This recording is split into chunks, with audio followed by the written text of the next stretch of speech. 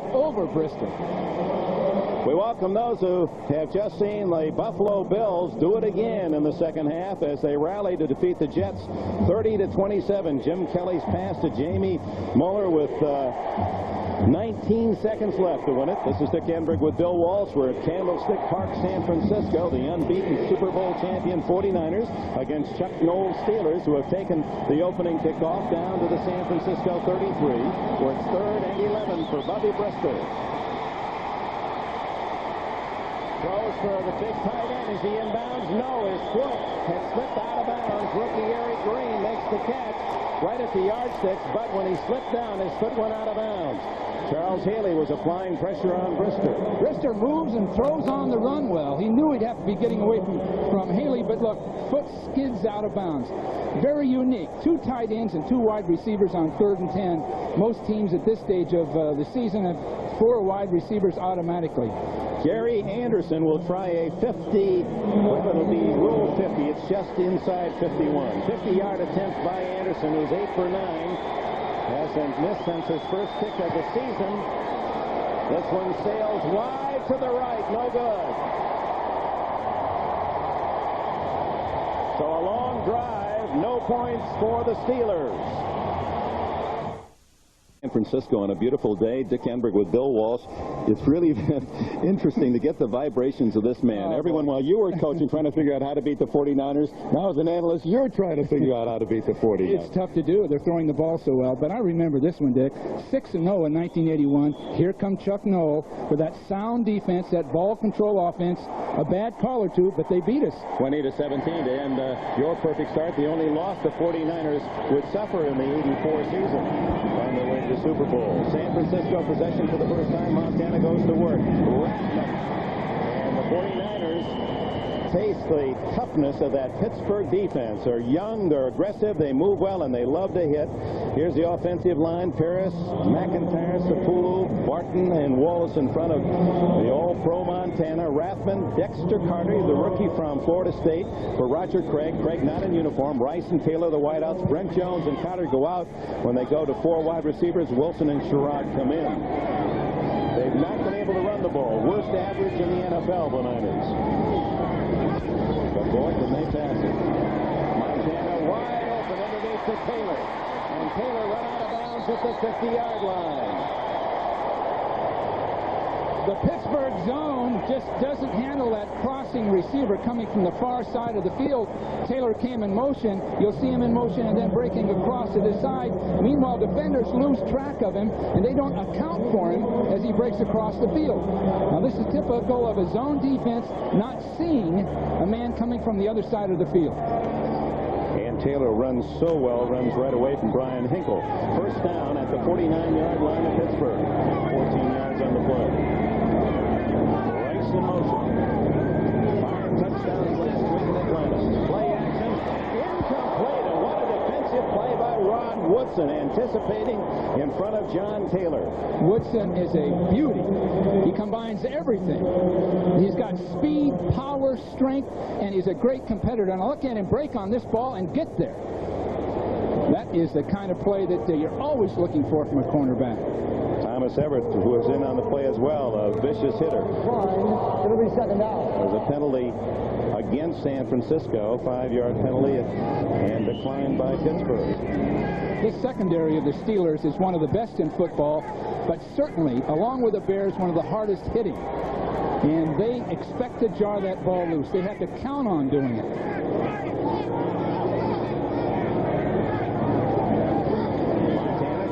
Again to this side to Rice, incomplete. Rice trying to find a little seam between Carnell Lake and David Johnson. Here's the Steeler front 7. The down 3 of Willis, Williams, and Evans. Hinkle, Nickerson, Little, and Lloyd are the backers.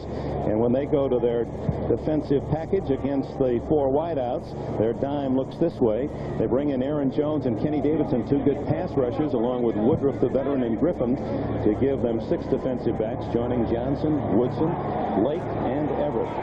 Probably no 4 defensive backs hit any harder than this aggressive lot. When we say lock, as in 2 teams, Ronnie Lott. He's not going to play. Intercepted. Rod Woodson. It's Woodson at the 50. Woodson at the 40 and down at the 35-yard line with his second interception of the year. He had just made the same play and failed to get the interception. 49ers went right back to it. The hooking pattern, they just don't account for Woodson's quickness. Now you'll see him releasing. Now watch him get a break on this ball.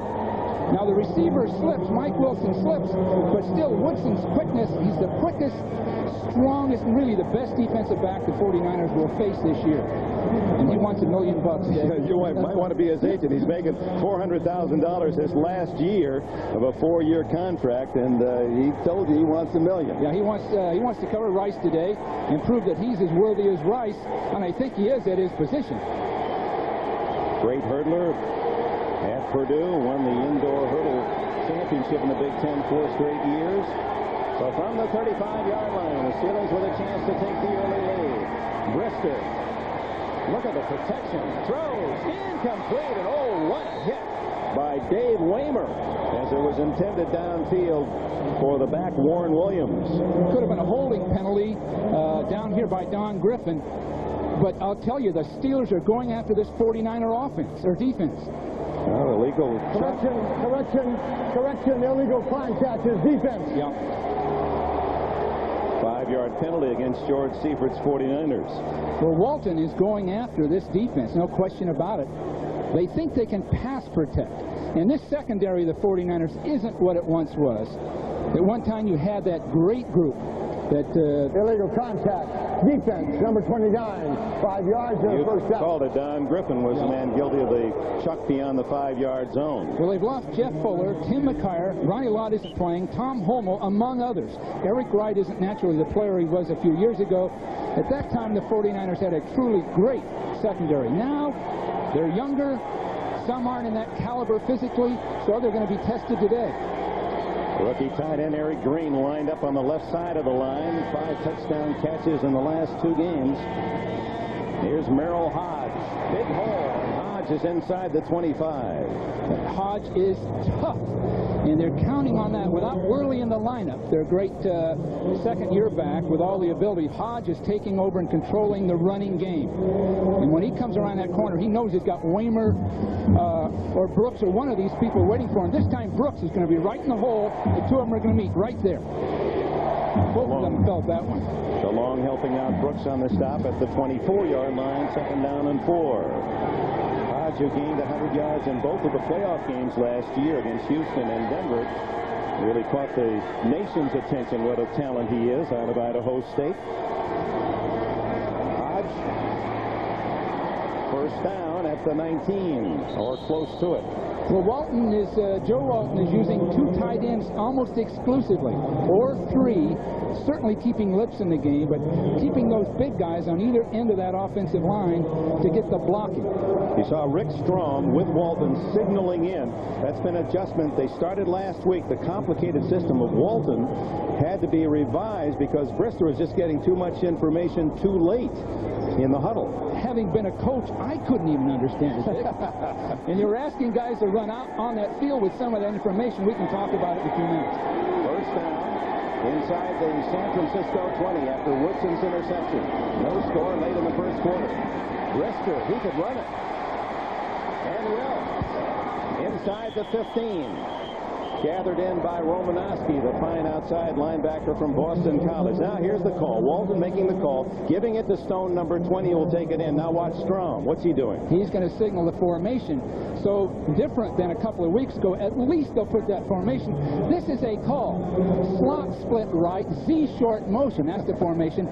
77Z, 7, 6, 7, fullback height on 2. Now expect Stone to remember that running out on that field after he's just been hit the play before. Well, the signal's in the formation, the top 2 lines. That's not necessarily what this play is, but an example of how complicated the whole system is. It's like learning a couple of foreign languages in just a few months. And Brister said, you know, he couldn't always rely on what was being transferred in. So simplifying it. Now Strom gives him all the formation, so you can take out like the top 2 lines if this were the play. Right. But in the 77 would deal with a tight ends pattern. Z7 would be the Z's pattern.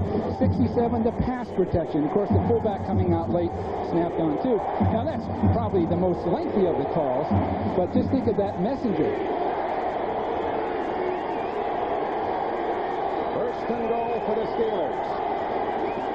The toss to Hodge.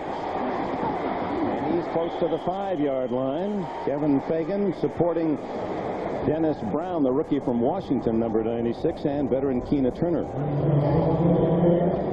In the past, plays were much simpler. What you'd do is everyone would remember just a word or two. Well, what would this have been called last year? Bubby Brister told you that it could have been like 94 fullback option or something of that nature.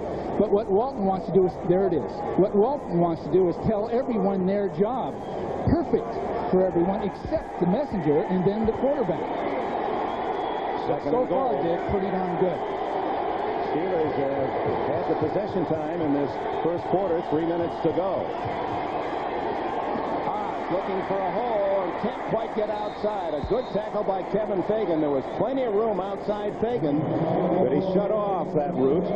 Kevin Fagan, one of the very best defensive linemen in football, came to the 49ers from the University of Miami. Serious knee injury coming to us. We had to wait 2 years for him to play, but he's explosive, quick, powerful, and we knew he'd be a #1 pick. Had a knee injury his senior year. Last game he played, we drafted him in the 4th round, and now, among many people, this is one of the best defensive linemen in the game. Earns that spot on the underrated, underpublicized list. 3rd and goal at the 2. A long 2. Where's the big tight end Green? No, to go the other way. What a catch! Is he inbounds? No. Richard Bell, the rookie from Nebraska, made a circus catch but couldn't stay in the end zone. That was well done by the 49ers. They covered a wide receiver with a linebacker. This is Charles Haley, the pass rusher, coming out to cover a man. And he's close enough that Brister has to throw it over his head. So Haley, not only a great pass rusher, they've got him in coverage. They may be reviewing that one, as Bell certainly made a big league play. He was a 12th round pick, former Cornhusker. Well, these Steelers have done great with the draft in just recent years. Any number of late picks that have made the team and are playing well.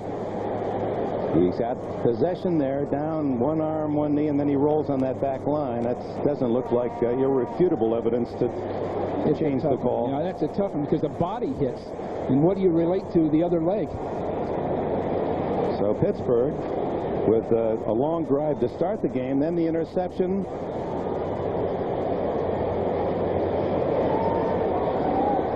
One knee down is the same as 2 feet down. And if that's the case, it makes the call all the more difficult. Did he have clear possession? I think he had possession all the way. That wasn't a factor, I don't think. But how he landed. Because he has this ball in that. Upon review, the players ruled touchdown. Complete touchdown. Richard Bell's great effort is rewarded. 6 points for the Steelers. Well, that's for instant replay. To me, it's good. Because if they can correct an erroneous call or a mistaken call, all the better. Now, Richard Bell's first touchdown in the NFL, and that'll be one he really will play his grandchildren as Anderson adds the extra point. And with 2:12 remaining in the quarter, the Steelers take the early lead.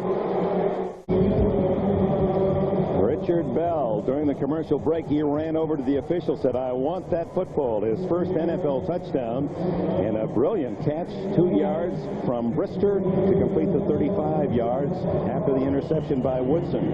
And now Anderson kicks it off. Dexter Carter on the near side and Spencer Tillman deep for the Niners. It goes towards Carter right into the sun. Had trouble with the sun. Ball goes out of bounds. Touchback, but a flag is down as well, and the Steelers may have been offside. The flags where it would have been an offside only for the Steelers. I can't think of anything else. Everybody here is down on Carter. They expect a lot from a first-round draft choice, and he's mishandled the ball a lot. Even in that case, offside in the kickoff. Even in that case, Dick, he sort of mishandled it, and the crowd is so sensitive. I remember Jerry Rice first kicking team offside, number 21 in the kickoff, will re-kick with a 5-yard penalty. Jerry Rice's first year, I mean, he was booed out of the stadium. He was crying on the sideline. He had dropped 2 passes. He had mishandled 1, so you couldn't call it a drop. And had caught 2 or 3, but the fans were after him. The press was after him later. They thought you spent too much to go number 1 for him. You had to make a trade to get him. Right, we moved up to get him, and then there was always the cynical question, is this man really an NFL football player? Mississippi Valley State. Yeah, Mississippi Valley State. He's dropping the ball, no poise. And look how it turned out. He made the all-rookie team that year. And he was still being criticized. They said he hasn't proven himself. But you said that in your first summer camp, when he came in that May camp, well, he awed everybody. And it's interesting in the NFL, if the veteran players see a real prospect out there, like Jerry Rice, they'll help him. If they see an average guy, they might give him a nod and give him a half a handshake. But when they saw him, everybody went running over Dwight Clark, Freddie Solomon. Now listen, here's how you do it. Step to the right, move to the left. So Jerry got all the help he needed. All right, Anderson after the 5-yard penalty. It's a spinner that'll come down about the 10 to Carter. And before the State Star, very small 170-pounder is nailed at the 26-yard line. Timeout, 1:55 first quarter. Back the early finals, the winners Denver, Washington, Buffalo, Houston, and the upset maker Dallas. Late games, Giants early lead, San Diego a field goal. No score in Seattle, and Atlanta has a field goal against the Rams. San Francisco trails 7-0 on a Brister to Bell 2-yard touchdown pass. Joe Montana starts from his 26. And it's Carter through a hole. And he's out to the 37-yard line. A gain of 6. Thomas Everett came up from safety to make the tackle. Well, that'll help Carter, I'll tell you. He needed a run. He needed something successful to get the fans off his back, but also to give him some confidence against this tough Steeler defense. Meanwhile, John Taylor, the splendid wide receiver that compliments Jerry Rice there he is. They've been icing his right knee. There it is. That was the collision with Woodson. Not the interception, but that's an electronic stimulator as well. So we'll see if Taylor returns. 2nd and 4. To the 39-yard line. It'll be 3rd and 2. Now let's go to Bob Costas, NFL Live, for this update. Dick, here's the way it ended in Buffalo. 4th touchdown pass of the day for Jim Kelly. Less than half a minute to play. Scrambles left just before he's creamed. He finds Jamie Mueller for the 14-yarder for the 3rd consecutive game. The Bills have come from behind in the 4th quarter. They beat the Jets 30-27. They're now 5-1. All right, Bob, and they join Miami at 5-1 atop the Eastern Division. Miami beating Buffalo first week of the season. Has the slight edge there. Rathman gets the short pass. Steps out of bounds at the 42. That was a 2nd and 8 play. The Steelers, Dick, really hit clean and sharp. They're as good a hitting team, tackling team, and it's traditional. Now you see Rathman come out, big fullback, looks like he's got room, and I think is that Johnson. Johnson is not very big, but you see the style of tackling went right for Rathman. 6 feet and 185. You saw how rough and aggressive Woodson plays at the other corner, and Everett at 184 pounds at safety can hit with anyone, and so can Carnell Lake. Now they really punished the ball carrier. 3rd and 5. Montana dumps it off to Carter, and Carter has a first down at the 46 of Pittsburgh. Just a matter of Montana holding that ball until his outlet man could get out through that line of scrimmage. Don't give him time. That's what Dave Brazell, the defensive coordinator of the Steelers, was crying. Got time there. When it comes to buying a color TV, many people think state-of-the-art. Release to take a zone defender out, but watch Dexter Carter. He'll hit, go to a knee, and then come out late, and Joe Montana will hit him. Excellent against the zone defense. Release late, goes down. Now he'll come up off that line of scrimmage right there and be wide open. Now you can only do that a couple of times during the game because the defenders wise up to it very quickly. But you get your 3rd and 5 situation, you can get that first down. So we start the 2nd quarter at the Pittsburgh 47. Niners down 7-0. And that's Woodson. Flags go down as Woodson makes the tackle on Mike Sherrard. There's another story of San Francisco taking a chance on a player that had broken his leg 2 consecutive years. Holding against the Steelers. The catch was good, so they may elect to take the play. Sherrard, Dick, was a beautiful athlete out of UCLA, and rightfully Dallas took him in the first round, but he snapped a leg in a scrimmage before his first year. The second year. Actually had a good rookie year, yeah. And then he tried to rehabilitate and was running. They asked him to run on the beach, on the sand. Well, they didn't realize the tension that would develop and the friction that would develop, and that bone cracked again from running on the sand. It was just premature. So we waited. Dallas with a new regime. Holding defense. Penalty is declined. It'll be second down, completed pass. Going back to that, Dallas coming with a new regime, big money player, broken his leg twice, might as well let him go. And so we as the 49ers, it really costs about $100,000 to sign Sherrard and then wait on him for a year. But now the 49ers feel they have a guy like a Jerry Rice or John Taylor who can come right in and play with all that speed and that ability to make the big play. Sherrard's in there for John Taylor. You heard the catch was taken out the penalty, 2nd and 1. Here is the Dexter Carter spinning outside for the first time. Tackled by Hardy Nickerson, who played nearby at Cal Berkeley. What we have to watch out for now, if you were a Steeler, is that so far Joe's been able to hold that ball and throw who he wants to. They haven't gotten close to him yet. And I felt coming into this game, the quickness of that Steeler defensive line at some point could start giving Joe some trouble. But as of now, Montana has all the time he needs, and that spells trouble.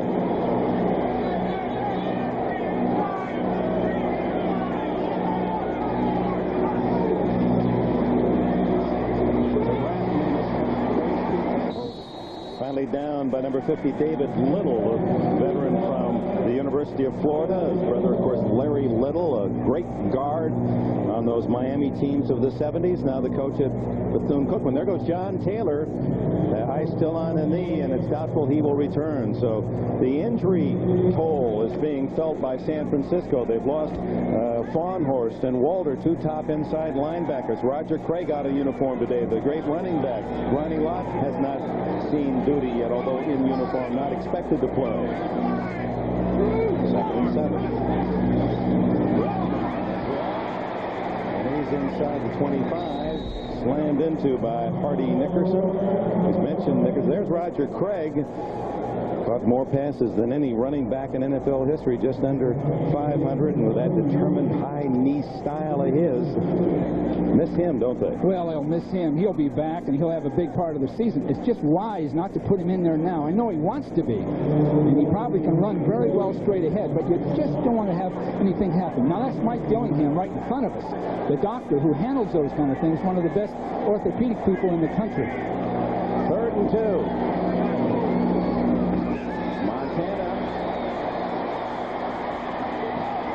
Trying to run for the first down, but Brian Hinkle.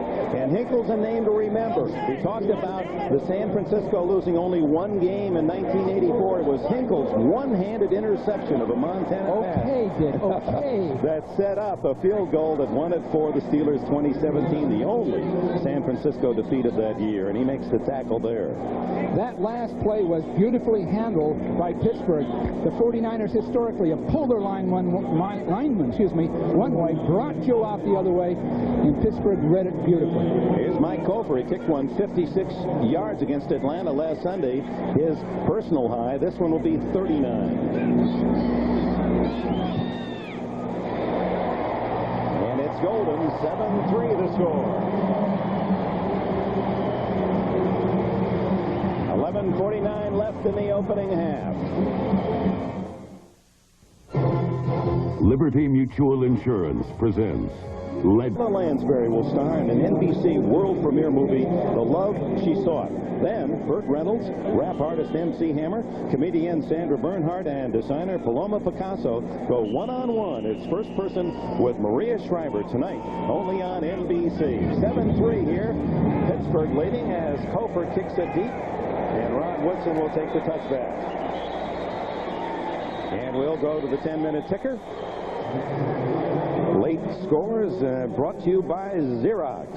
Giants 7-3 in the second against Phoenix, and the Raiders have tied up the Chargers at San Diego. Still no score up in the Kingdome, and the Rams having their troubles. Atlanta now leads 10-0. Rams have won only one game. Everyone figured next to the 49ers, Los Angeles coming into this year had the second best team in football. Well, the Rams just don't play defense. That's all there is to it. They're well coached, but they're just not physical enough, and they can't stop people. Bubby Brister goes to work. Former Northeast Louisiana star guns it to Lewis Lips for a first down at the 31. Darryl Pollard, the tackler. Lips, one of the best athletes at his position, not super speed, but he does everything right. It's so interesting to visit with him because he's got such great knowledge of the game. Of course, he's played a lot of football, but he just studies the game. Nice move. Pushes Pollard back. The ball's thrown on time. Still has his funeral parlor down there in Hattiesburg, Mississippi, and met his wife, who was a very talented vocalist. April Fools at the parlor. I didn't get all that story.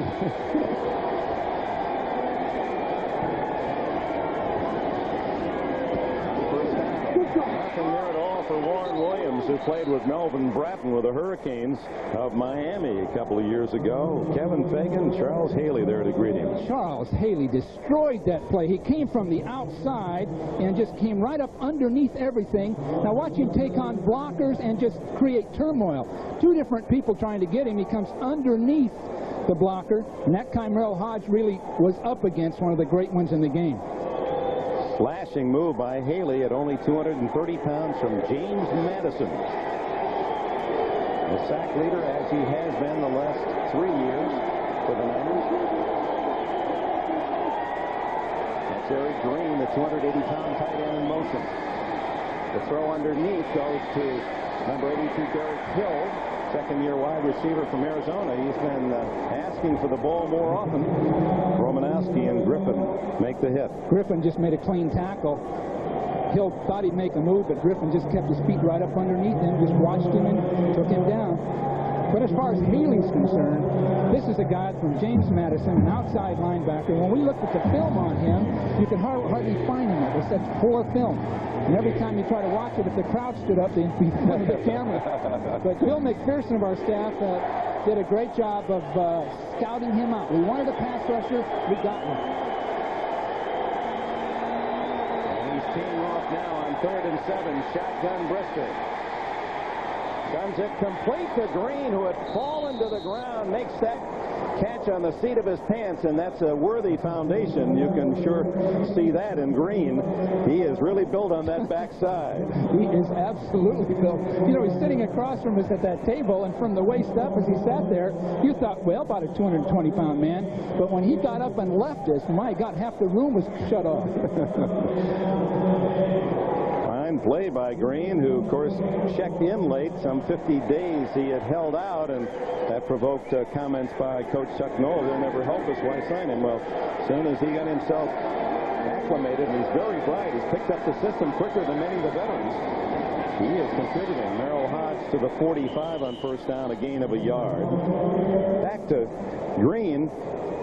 He is 6'5" and 280. That's bigger than his namesake, Joe Green, the Hall of Famer defensive tackle, and this Green is playing tight end. From Liberty College in Virginia, Sam Retigiano's college, and Sam made an effort to recommend him to Chuck Noll and the staff. And of course, there's Joe Green, the great all-time NFL performers, and a fine job with his defensive line. But Green, very few people knew about him, but what a project. What a player. Second down and 9.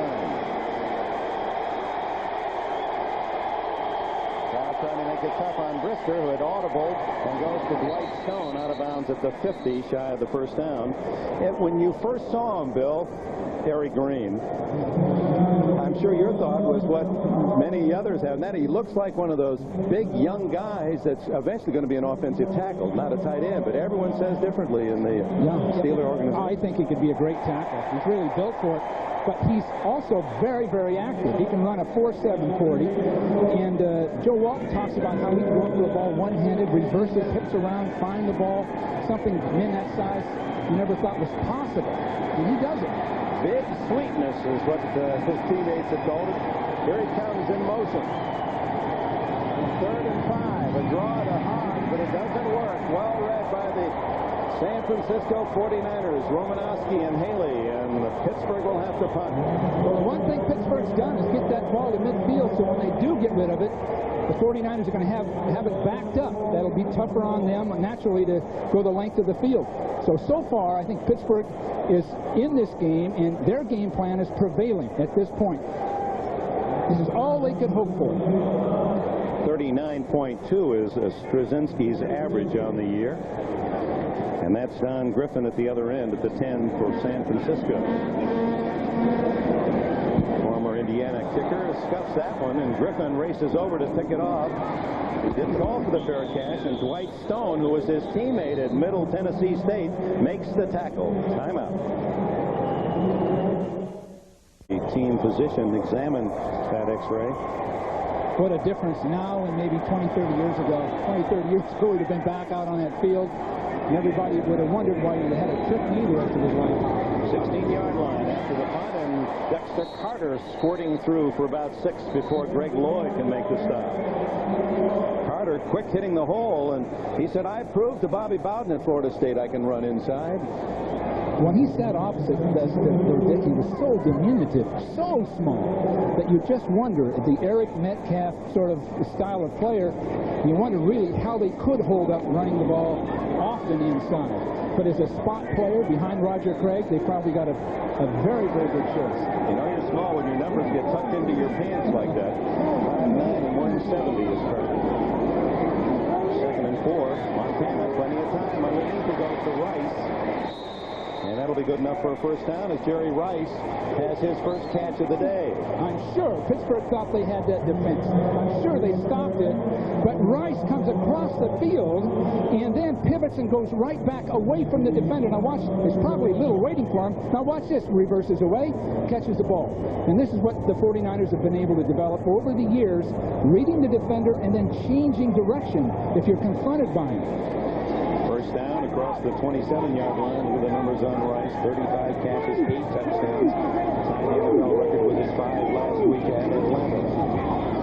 Montana again protected well. Now he gets the sack back at the 23-yard line as Greg Lloyd from the backside had been blocked behind the quarterback. Makes the hit, his 3rd sack of the season. First of the day against Montana. The Steelers have been looking for some way to at least make contact with Joe, so Lloyd, their best blitzer, their most active guy, catches Joe from behind. Montana didn't even know he was there.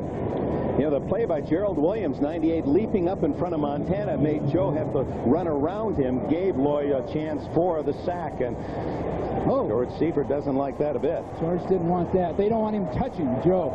I don't blame him. 2nd and 13. At this point, Joe's the franchise while everybody is, so many are hurt. The ball to Rice, but did he catch it? No signal yet. Now, no, it was trapped by Rice. It looked as if that one skidded in. We got a good angle right here. The protection's so good. The protection's there. Now, Joe just didn't lean into it. That might have been a catch, Dick. But there's so much room on that. As much as you try to stop this offense, and I know the Steelers had an excellent plan, the 49ers still are able to get chunks of yardage throwing the ball. 3rd down, 13. Montana gets this first down compared to what he's been doing to the league this year and the last several. On the roll. And there's his man on the sidelines, Jerry Rice. To get closer to Jerry, they dropped Joe back and then sprinted him out to the outside away from those pass rushers. And Jerry, meanwhile, is running a comeback pattern. Watch him just sprint, sprint, sprint, plant and come back before the safety can get there. Knows where that sideline is. 19 yards and a first down at the San Francisco 43. Work ethic along with everything else. That's what this man has. Great stamina. Dexter Carter, good little move, and finally hit down hard after a 4-yard gain as we go to New York and NFL Live.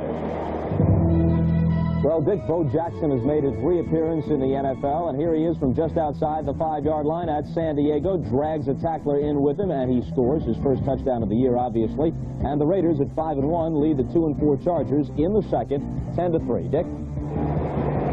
All right, Bob. Boy, one remarkable athlete to the other. We're talking about Jerry Rice and Joe Montana, and one Brennan, and Bo Jackson just throws away that baseball gear and accommodates himself to football right now. Dexter Carter on the swing, and what a hit by David Johnson, number 44, coming up from the corner, and that may have denied a San Francisco first down.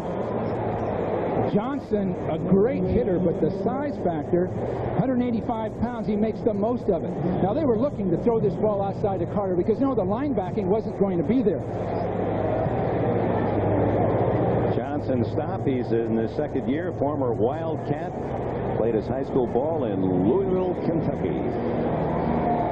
At the 49 of Pittsburgh, it's third and a short 2. The whole plan of Chuck Noll was to not give up the big play. At this point, they've been pretty good in that area.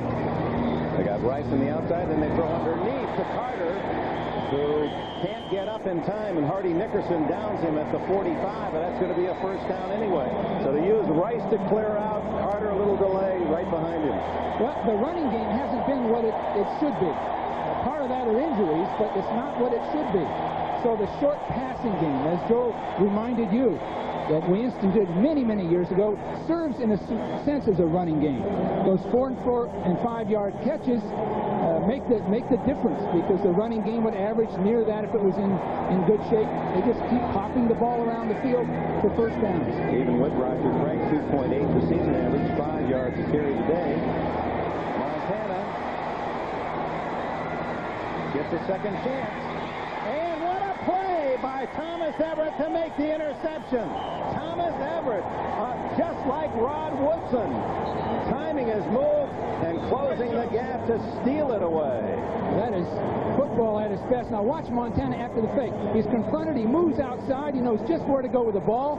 Now he pumps, loses a man, and watch this play on defense. A great play. Everett stealing it from Mike Sherrard, his second interception of the year.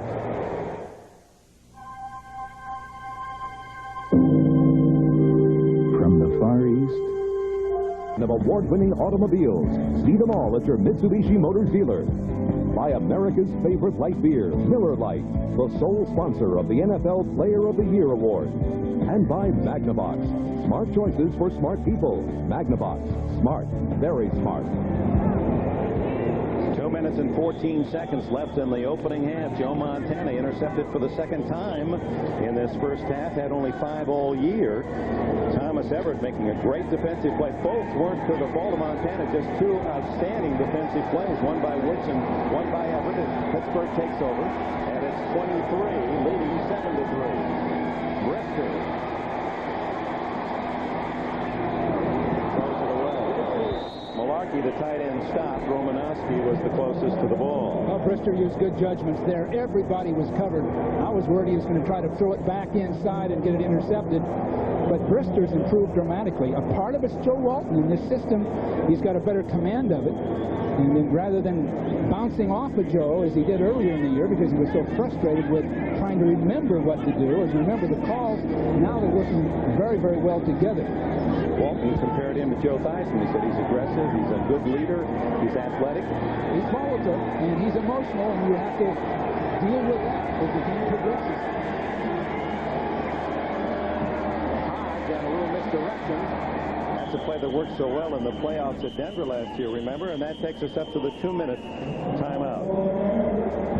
2 minutes remaining in the opening half, and Pittsburgh playing well against the best.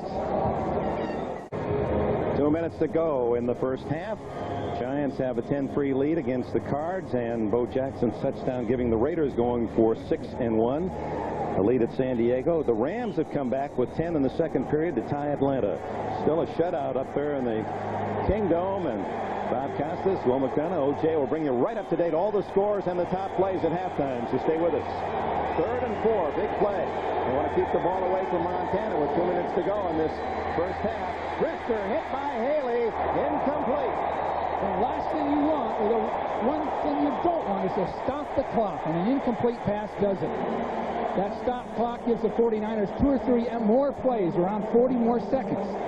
And Brister is holding the ball a little too long, but again, Haley's beating his man badly.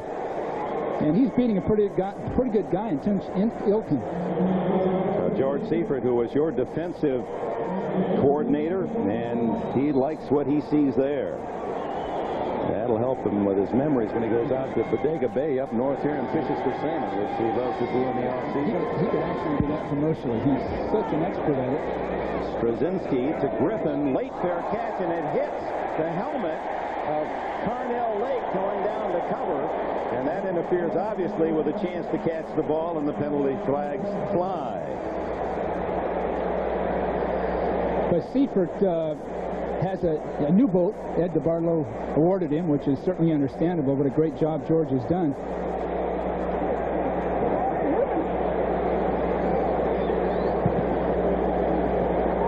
.42-yard punt by Straczynski, and he has great interference hang time. with an opportunity to make a fair catch. Number 37 defense is a 15-yard penalty. And time is out. Now that gets Joe Montana 15 yards closer. Watch 37, Lake, black helmet, right off his back.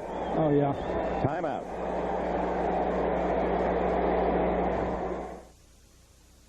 You know, I love coming to the park with Air Major. Don Griffin. Chuck Noll was arguing it was a late fair catch signal. It was at the last minute, indeed. But it really didn't matter, though, Dick, because he couldn't have caught the ball, and he still has a right to catch it. Right.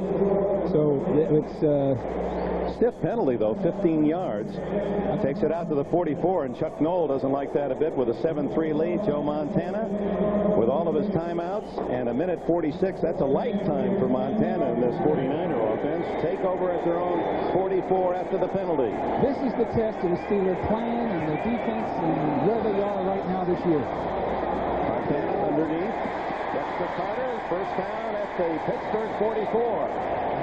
Playing that zone, they bring that fullback out late underneath. If you remember Super Bowl 23, in the last drive, we had 2 distinct plays like that with Roger Craig. Montana, the master at this. Underneath to Rathman. Breaks the tackle. Lloyd couldn't bring him down, and Dave Little came over to make the stop. Now the Steelers are sort of stuck with automatic defenses, so they're not going to give you Montana anything different right here. Montana, lots of time.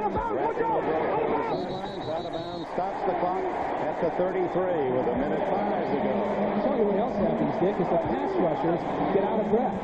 And so they lose whatever punch they've had. And meanwhile, Montana just has that much more time. First down for San Francisco. 33-yard line, and you can see them calling up for air. Rice to the right. Sherrard split left. Rathman and Carter behind Montana. The tight end, Brent Jones, hasn't caught a pass yet. He has more yardage than any tight Look end. for Sherrard on a shallow cross. Here he comes across the field. Montana being chased. He'll throw it away. Pittsburgh stopped that one. I think it was Hinkle that turned and just waited for Sherrard to come across. Keith Willis put the pressure on Montana. The whole idea was to get Sherrard across, which was one of the early plays that Taylor caught. This time, Sherrard, without the experience, didn't make a move quickly enough to adjust to it. 58 seconds left in the half. Pittsburgh on a spectacular catch in the end zone by the rookie Bell, 2 yards from Brister after a Woodson interception, the only touchdown, and Mike Coper a 39-yard field goal. The one thing you don't want to give up now, of course, is the touchdown. So at the end of the half, 3 points is acceptable, especially giving up the ball at midfield. There's Rathman underneath. There he goes. Shuffling the ball, and by that time Hardy Nickerson was there to make sure he didn't wrap it up. It's 3rd and 10. I think the 49ers now just want to get another 5 to 8 yards to assure a field goal, and if they do that, then they'll want to go for the end zone at least once. So far, Pittsburgh's handled it darn well. Their poise is there. They're moving well, reading the coverage well. Mike Wilson brings the play in from Coach George Seifert. 3rd and 10. If they don't gain a yard, the field goal would be about 50 yards within Kofer's range. If that 56-yarder to prove that point last week. Again, good protection. Carter all the way to the 21-yard line. Tackled by Hinkle. Hinkle had him all the way. He hit him and then let him go and didn't realize that how much faster Carter was. Time out. Oh, 5 more minutes. It's our anniversary. Let's call in sick. Can't. Oh, seniors deserve something. Allstate will guarantee their workmanship for as long as you own your car. Well, that's the news. Now, be careful. You're in good hands with Allstate, a member of the Sears Financial Network. Of all the mismatches is Brian Hinkle, Dexter Carter. A real mismatch. Now you see Carter come inside and break away from Hinkle. Hinkle tries to slow him down and doesn't get it done. The only hope Hinkle would have is to stop Dexter Carter right in the hole. You see him make a little contact, but now it's a mismatch. The quickness shows up, and Brian Hinkle isn't going to get there now. He makes a superhuman effort to make the tackle. George Seifert sees the first down at the 21-yard line, and Dexter Carter is certainly delivering as he replaces the all-pro Roger Craig today. 5 catches now for 43 yards, 5 rushes for 30 more. Montana looking for 6 to Rice, incomplete, and a flag goes down. Thomas Everett, interference. Well, you knew if they got in position for the field goal, they'd go for the end zone, and that's just what they did, this time with pass interference. It may have been on 44 Johnson. Let's see it again.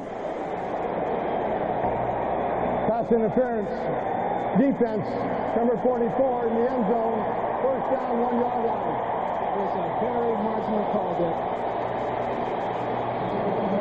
Johnson came right over the shoulder and made a play. I don't think there's much contact. Look, he just reaches right in. Not much happening. Rice acted it out very well. First and goal at the 1. 38 seconds left in the half. Harry Sidney, touchdown. The flag is down. Might be holding. It was thrown by the umpire.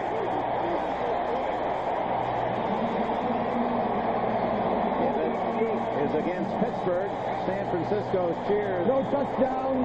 No touchdown. Holding. Offense holding. Our turn to booze. Well, it'll be on the 11-yard line, and the 49ers have a lot of things in 34 seconds to get back in there. I think they got holding. Offense 77. 10 yards. Still first down. Big Bubba Paris ticketed for the hold. Bubba catches it from the crowd. Wow. Let's go back and see We'll Bubba see him Paris. right here at the left tackle position, and he's going to seal block down to his inside as the ball centered, try to get a linebacker, and he reaches for him and pulls him from behind. Again, that was sort of a narrow call, but both teams have sort of exchanged on those kind of calls. Montana. Chase. Through the hands of Rice, and it could be that Johnson got a piece of it in front of Rice. The one thing you can't do against Montana is blindly rush from the outside and lose track of him. That time from the outside, Jones came from the outside, and outside came Montana all by himself. You've got to contain him. Brent Jones coming off the line of scrimmage, and he really gets taken. Hardy Nickerson knows that you'd better stop him right there. 28 seconds left in the half. Second and goal from the 11. Pittsburgh 7, San Francisco 3. Keep your eyes on Rice in motion. Underneath to Ratman. Out of bounds at the 6-yard line. Brian Hinkle with a tackle. 23 seconds left. Well, they still, with the timeouts, they can still stop the clock if they want to run the ball. So don't be shocked if they run the ball on this play to try to get in there. Third and goal. Niners need a touchdown for the lead. Pittsburgh trying to stop them, forced the field goal so that the Steelers would leave at the intermission with a 1-point advantage. Rathman and Sidney, the big backs now behind Montana.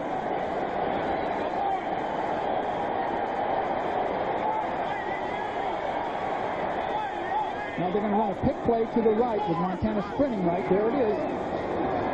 Now he looks back center. And touchdown, Mike Sherrard. Yes, that was the Dwight Clark catch of 1981. The exact same play, same spot. Mike Sherrard went in, waited, and came back out and caught the ball. Exact same thing.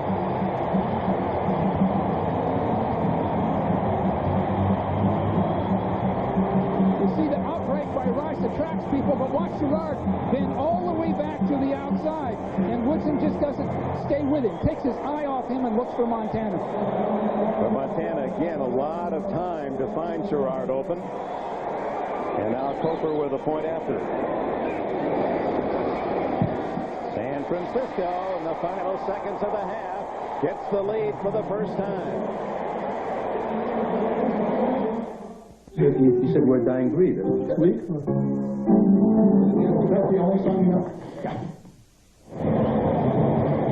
56-yard drive engineered by Joe Montana. Wasn't easy, but Mike Sherrard got the final 5 yards and the lead. What we saw was Montana sprinting out to his right, much as that 1981 game. Rice breaking out as Solomon did in 81 against Dallas.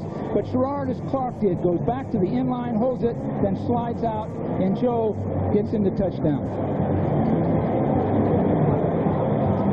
See Sherrard back inside, then Woodson loses track of him. He looks back for Montana, and that's a good catch.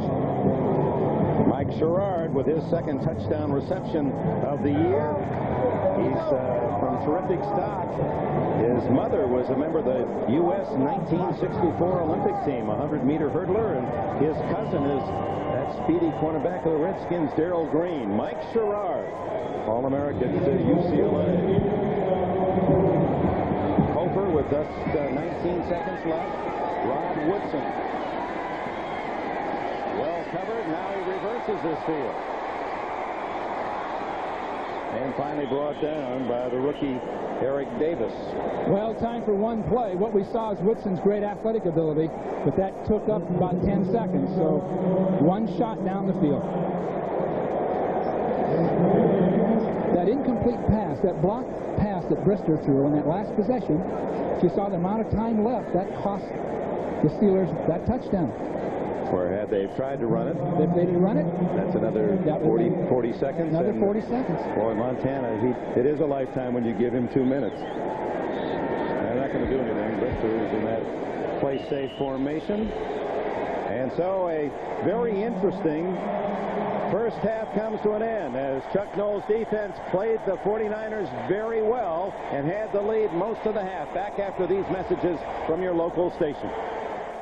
The date was October 17th, 49ers Joe Montana, his 15th touchdown throw of the season as he finds Mike Sherrard in the end zone on the back line, stirring memories of January '82. Montana to Clark, the catch against the Dallas Cowboys that sent the 49ers on to the playoffs and one of their 4 Super Bowl championships.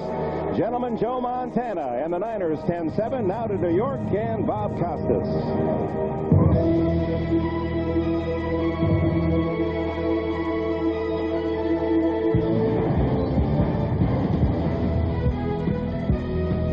Bob Costas back at halftime along with O.J. Simpson and Will McDonough. Will begin by taking a quick tour around the league. These are games played earlier today. Eric Dickerson returned to the Hoosier Dome. The fans booed him. He carried the ball 9 times for 55 yards. Wasn't that much of a factor in the game, but John Elway was. He threw for 317 yards and 2 touchdowns. This one went 52 to Ricky Nattiel. The Broncos snapped their 3-game losing streak 27-17 over the Colts. At RFK, they honored a number of past Washington greats. John Riggins was one. Got into full uniform and a deep, low bow from the waist. Then, with under 2 minutes to play in the first half, Washington quarterback Stan Humphries throws this 44-yarder to Art Monk, hauls it in at the 1. Gerald Riggs scores on the next play. Monk has caught at least 1 pass in 106 consecutive games. Redskins win 13-7. Thurman Thomas had better than 200 yards the last time the Bills played the Jets. Today he goes out after making a tackle on an interception, leaves the game in the first half, doesn't return. So Kelly does it through the air, his 4th touchdown pass of the day as time was running running out. He hit Jamie Mueller to win it. The Bills are 5-1, another comeback win, 30-27. Steve Walsh starts at quarterback for New Orleans, but the day belonged to the Houston Oilers at the Astrodome. 2 TDs for Lorenzo White, 1 on the ground, this one through the air from Warren Moon. Moon's 17th touchdown pass of the year, and it's the Oilers who win 23-10. Vinny Testaverde was sacked 6 times, intercepted twice, 1 of them returned for a touchdown, then left with a toe injury in the 4th quarter at Tampa, and the Cowboys came from behind. This was the game winner. Troy Aikman hits Michael Irvin for a 28-yard touchdown pass in the waning moments. 17-13 Dallas with the victory. They beat Tampa Bay twice this season. Now we move on to games in progress. Pittsburgh is playing at San Francisco, and the 49ers have taken the lead at halftime 10-7. The Steelers gave them a tough time early. Joe Walton's offense has scored 9 TDs the last 2 weeks after a slow start. Here's Joe Montana, intercepted twice in the first half. This one is picked off by Rod Woodson. He brings it back to the San Francisco 35, and on the ensuing drive, Pittsburgh scores. Bubby Brister finding the rookie Richard Bell, who makes a great catch. First they said he wasn't in bounds, then they reviewed it with the replay, and they decided it was a touchdown. 7-0 Steelers. Just under half a minute to play in the second quarter, trailing 7-3. Montana gives his team the lead as he hits Mike Sherrard with a 6-yarder to cap a 56-yard scoring drive, and the Niners trying to go to 6-0, leading Pittsburgh 10-7. Phoenix at the Giants, and the Cardinals are tied with the 5-0 Giants at 10-10. Phil Simms left with a sprained left ankle in the first quarter, replaced at quarterback by Jeff Hostetler, and Simms is questionable for the second half, so Phoenix is in the ball game at 10 apiece with the Giants. The Raiders are at San Diego. Bo Jackson has made his return, 6 carries for 28 yards, including a 5-yard touchdown. The Raiders trying to go to 6-1, leading the 2-4 Chargers 10-6 at the half. Kansas City on Steve DeBerg's 33-yarder to J.J. Burden, the rookie out of Oregon. A 7-3 lead at Seattle. That one is also at the half. Kansas City with a record of 4-2. And this one is just about to hit halftime. Late in the second quarter, the Rams, with that surprisingly poor record of 1-4, leading the 2-3 Falcons 17-10. Juice? Well, you know, in the pre-game show, Bill Walsh said there are 3 keys to beating the 49ers. Keep the ball out of the wide receivers' hands. The 49er wide receivers caught 2 passes going into the last 4 minutes of the first half, but they caught 3 in the last 4 minutes. They also ball control, Bill Walsh said. Pittsburgh has had the ball over 16 minutes the majority of the time, and they have enjoyed field position advantage in the first half. But knowing how to beat the 49ers and executing and beating the 49ers obviously are 2 different things. Well, I really don't have anything to say, Bob. No.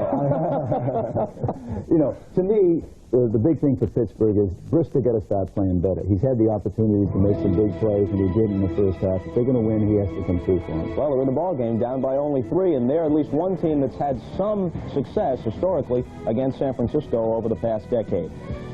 Second half coming up. Stay with us. San Francisco 49ers with a mastery of Montana in the final 2 minutes of that opening half to take the lead at 10-7. Dick Enberg with Bill Walsh. Welcome back to Candlestick, and it appears as expected, I think, after watching the Steelers and talking with them, that this is a team young, improving, worthy of a chance to beat the unbeaten San Francisco club. Well, Dick, this is as much as they could ask. They're holding the 49ers to 10 points at half. They moved the ball themselves. They're performing well, keeping their poise. They're still in the ball game. Let's go back to the touchdown scored in the final seconds. This Montana to Sherrard. Now, Sherrard will, no, again, we've got, this is the Pittsburgh touchdown to the outside. Now, you'll see number 94 come to the outside, and that's Charlie Haley right here, a linebacker and basically a pass rusher. In the goal line defense, he's stuck in there, and watch him try to make coverage with Richard Bell, a much faster man. He does a decent job of it, but Bell makes a great catch. And it took an overrule by the instant replay officials to give the touchdown there. It's interesting, both Sherrard and Bell caught their touchdowns almost in the exact real estate of Candlestick Park. But let me do one. You know, can I do an analysis? Now, these are the things that maybe you're missing. Mike Kofer, after the touchdown of the 49ers, he sees Woodson go right. He's going, oh, I got him over here. No, now Woodson reverses his field. Kofer, being the good athlete and the good tackle, goes to the right. Now he's ready. Come on out. You won't even run as far. See, now that's what happened. He wanted a shot. Oh, he was ready. He was going to really level that all-pro cornerback around Woodson. Now we're ready for the second half, and Chuck Noll's Steelers will be kicking it off. Gary Anderson tees it up. Spencer Tillman, Dexter Carter, the rookie from Florida State, finds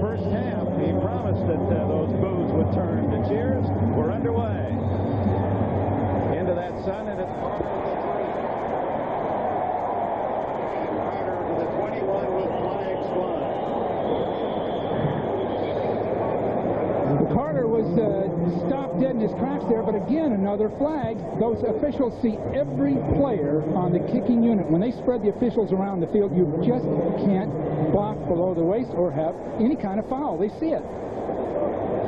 And so Jim Tunney will mark off the penalty against San Francisco. Holding during return, number 40, 10 yards, it'll be first down.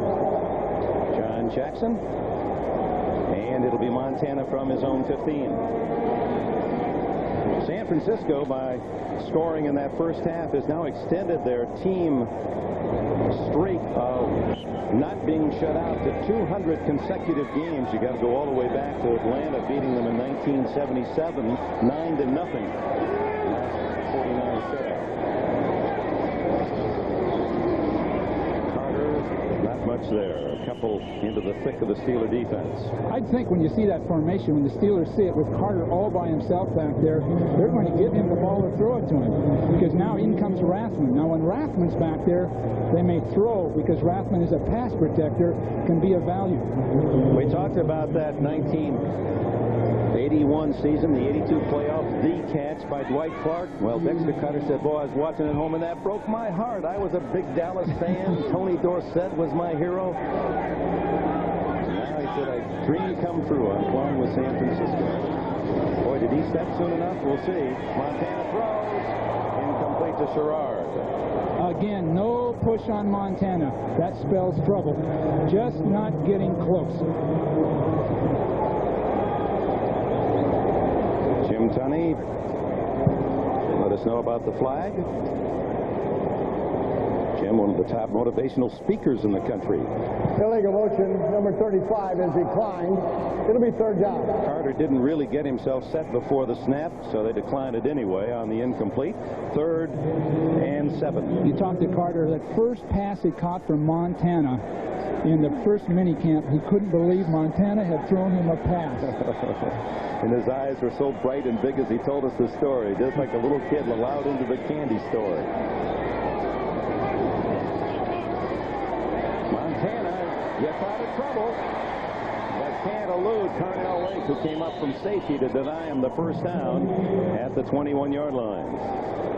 There's brain trust along the sidelines for San Francisco. Emotions understandably high as 74 Steve Wallace protecting his gem of a quarterback. Steve Wallace, one of the real tough physical guys in the league. He was one of those many people we brought to the 49ers in the draft that has some kind of a physical problem before the draft, and we were able to draft them late. This is a 4th-round pick who's become one of the premier linemen in the league, especially when he was playing left tackle in place of Bubba Harris. Barry Helton's first punt, and Rod Woodson sees it come up short. Takes a 49er roll to the 41 of Pittsburgh. 39 yards. Well, we hope you'll be with us tonight after NBC's NFL action, super bloopers, and the new practical jokes and McMillions at hand. You'll win at least $1 million as you watch and have the lucky numbers. Then multi-award-winning stage, screen, television actress Angela Lansbury stars. NBC world premiere movie, Love She Sought. And what a show. First person was Maria Shriver, Burt Reynolds, rap artist MC Hammer, comedian Sandra Bernhardt, designer Paloma Picasso. That's tonight on NBC. 10-7 San Francisco. Bubby Brister's first pass, second half. Incomplete. Deflected by Bill Romanowski. Romanowski just read that sprint out by Brister and got his hands up right in the way. Romanowski's one of the more physical guys on that team. He's been in more fights on the practice field with other 49ers. There's a release inside, but Romanowski still gets his hand up. But Romanowski, Jerry Ricin, Romanowski, Rathman, any one of these guys. And but he's so well accepted because one thing, Dick, if you play and play well, you're accepted. He plays hard in practice. He didn't understand this just to take it easy.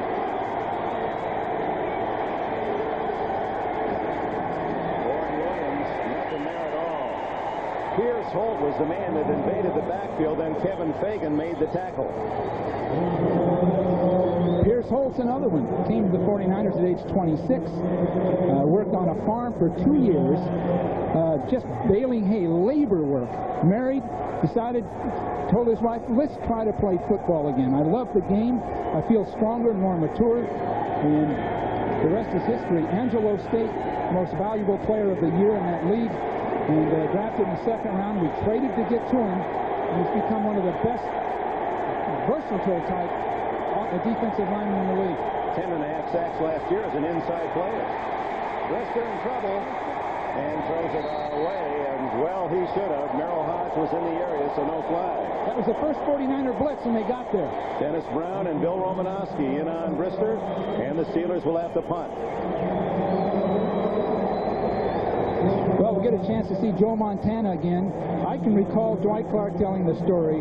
His first year in the hotel lobby for our first minicamp, there's a guy over in the corner with long, sort of straggly hair. Dwight's sure he's a European place kicker. And it was Montana. And Dwight's looking for a friend, someone to talk to. And so finally he knows the guy's on the 49ers, and he introduces himself, and it's Joe Montana. But he's so slightly built, especially in those days. Naturally, he'd be a place kicker. Don Griffin circling back. And finally out of bounds. Steelers thought he'd called for a fair catch. Timeout, and here comes Montana. Few Steeler fans here, and they're probably wondering how the other games are going, the late games. The Cardinals making it tough on the Giants, 10-0 in the Meadowlands. And the Rams, after spotting Atlanta the first 10, have scored the next 20 to lead at the half, 20-10.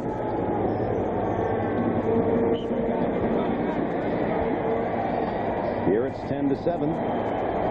San Francisco leads Pittsburgh, and after a short punt and a 21-yard return by Don Griffin, Montana begins at his own 47. And gives to the little back, Dexter Carter, and he's dragged down by Aaron Jones, number 97, number 1 pick of the Steelers from Eastern Kentucky. Jones said before the game he was going to get to Joe Montana. He said, I can get there any time, and I'm sure he's still looking for a way to do it. But this shows his quickness and agility right down the line of scrimmage. And Chuck Noll said he's one of the great future people I've got on my team, primarily because of that quickness and agility. Best pass rusher on the team. Gain of 2. Montana side to Rice. And he's hit out of bounds at the 43-yard line. Close to a first down. David Johnson with the coverage. Just a timed pass pattern. Rice bursting off the field and crossing over and keeping his speed, and the ball thrown on time. Well, he takes those little steps, unlike somebody that's always little step, and then when he breaks, he separates himself so well with that burst. He always has his body in such good position to make those quick cuts. Beautiful ballet dancer. Down to the 41 of Pittsburgh. Mike Holmgren in the press box right near us here is doing a great job of calling plays. Everything's just in order, methodically done. Right people in the game. That time Paris and McIntyre knocked their people off the line of scrimmage, and out came Rathman. Tom Rathman from Nebraska. He, like so many of you, will be with us next Saturday. She'll look into Holmgren on the right. Bill McPherson. The guy behind both of them is Billy Wilson. Now, Billy's the guy that really developed that pattern you saw Rice run, that crossover out pattern. Billy, one of the great players, right behind Mike Holmgren. Frankie Albert used to be his quarterback. Montana, the quickie. Sherrard out of bounds at the 29. Another first down.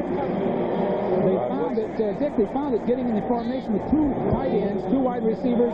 The Steelers are single covering to the outside, so Montana will fake a run and then throw a quick hitch before the defensive back can get there. So you'll see him just open up mechanically to get everybody's attention to him, then just throw that ball out, fundamentally get it done. Of course, the 49er receivers, Sherrard, like Taylor and Rice, so good after the catch. They all run so well. Here's Carter on a quick pop. Not much there. George Seifert, 50 years of age, a University of Utah graduate in '63, and was an assistant with you both, at Stanford as well, was he not? Right. He left Cornell and came to me at Stanford and did a fine job with the defensive backs, and soon became coordinator of the defense, and he's got a lot of executive ability, great football mind, and he's done beautifully with his team. I think it's tougher on him this year than last year. Oh, sure, this year's tougher. Whoops. 98. Darrell Williams making his move over the ball, so something must have happened. You know, George is expected to win. One of the columnists in the paper this last week, did you see it? Said the dynasty is coming to an end. They were 5-0. Defense, Bill's guard, 5 yards. Williams not drawn offside. Thought there might have been some ball movement. There's Dave Brazil. He's taken Rod Rust's spot. Rust, new head coach at New England. Brazil is the defensive coordinator now with the Steelers, and using many of the Rust principles. Right. They call it a match zone, which really is a zone defense, but as the receiver enters your zone, you lock onto him, or you recognize the pattern that's coming, and they'll read a cover, but you're still in zone defense. Second down, 4. With the penalty. Rathman, who will be joining many of you watching the Breeders' Cup next Saturday afternoon. A big fan of thoroughbred racing is Rathman.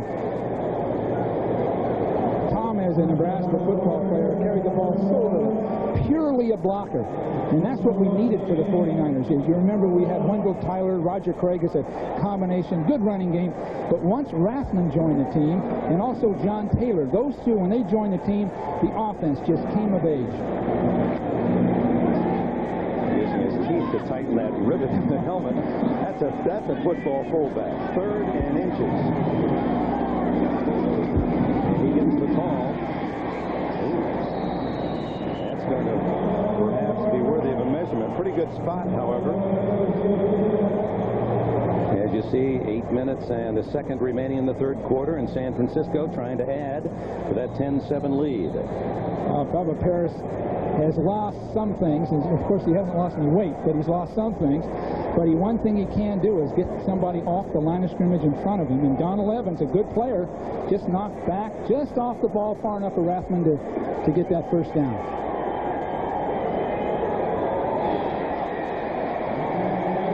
And so it is.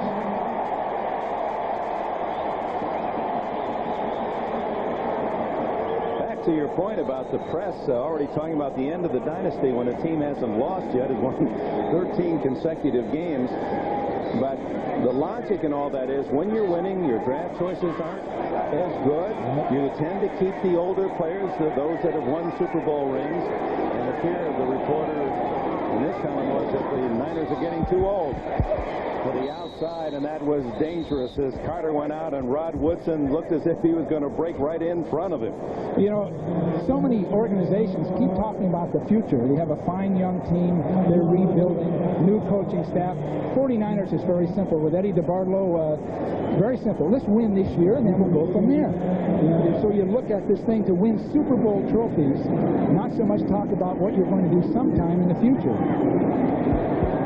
But they also pointed out that it has been that you weren't quite so patient with the older player, that even if he was a star, that you bring in a younger player when a choice was made. Here's Carter, one of the few rookies on this team. In fact, there are only 7, counting last year and this year, to make the San Francisco roster. That figures with a good team. Pittsburgh has 21 rookies from last year and this year on the team. And also, Dick, just watching their practice yesterday, nice-looking athletes, trim, athletic guys, strong, tall, rangy. Pittsburgh's got the kind of people you can win with Olympic. 3rd down and 5 for San Francisco. Dave Brazil's defense trying to hold Montana to field goal try. He has Rice. Now moves out to the right. Looks and dumps to Rathman. That'll be a first down. Boy, that's the quickness of Montana. He wanted Rice initially. No wasted motion. When he saw Rice covered, he quickly knew where Rathman was. That is so frustrating for the defense because Montana wants to throw to his right. And he finally gets Rathman coming out to his left. But he really wants to go to Rice here. And he comes back left late. So the Pittsburgh defenders have no rest at all. Now you see Rathman just drop out. But Tom's job was there to pick up a blitzer, then be a slow release as an outlet. First and goal from the 7. Carter. And a flag goes into the pile. Carter stopped at the 4. That's always holding, unless I guess it's a face mask, but the way he threw it looked like holding. It's a slow death, isn't it, Dick, for a team playing these guys, because they can methodically cut you apart. And Pittsburgh's playing very, very well. As the score would indicate, 10-7, the Steelers trail. Holding 61, 10 yards, still first down. Jesse Sapolo, the center from the University of Hawaii. 11th round pick. You can't see much so far unless he's just got a hold of the shirt with his right hand. Looks like he had a hold of a sleeve.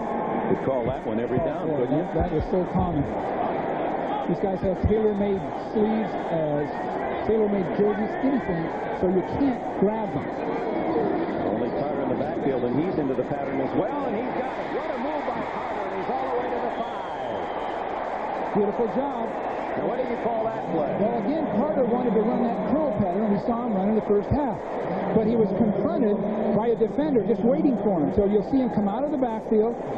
Right here, see him starting, he's confronted, so he just spins and reverses right back out the other way. Did a basketball pivot. Yeah, and Gerald Williams, a good athlete, just isn't ready for that. We saw Rice do it earlier in the game and pointed it out. Dexter Carter, big league day for him, 7 catches. Second and goal from the 5.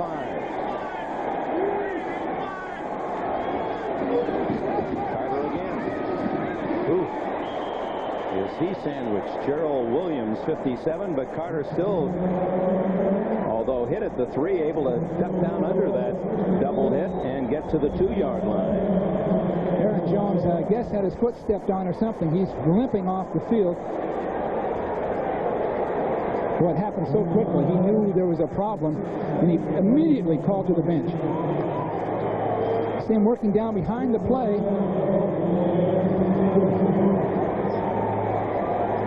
Well, just must have twisted an ankle or something. Third and goal. San Francisco has not scored a rushing touchdown this year. It's amazing, unbeaten. Montana will throw. Touchdown. Look out, it's out of bounds. Jerry Rice was out of bounds. Thomas Everett on the coverage. Well, it was there. They fake what we call pass halfback 2, flanker quick cross. You see the fake, and Rathman slipped. It looked like Harry Sidney slipped. Now there's the play, uncovered, but his feet are... That was tough. Well, he had stepped out of bounds before the catch, right. And you cannot come back inbounds. That's what it was. So he'll step out right there. He's out. Now he catches it. Well, he didn't get both feet down anyway. Inbound, so Koper with an apparent short field goal to give San Francisco a 6-point lead. Well, if Pittsburgh can get away with this, not so bad. Still within a touchdown. Good fake. Now Rice's right foot, I believe, will hit that line. There it is. He's out of bounds. Out of bounds again. Oh, yeah, he was just never in the play. It was out of the play initially. Joe Montana chatting with Jim Tunney about something as they are reviewing it, but it looked to me like it was no touchdown for 2 calls. Out of bounds back in, and then he didn't get both feet in anyway. I'd say that might be an easy one, but boy, that's about the time you get surprised. Yeah.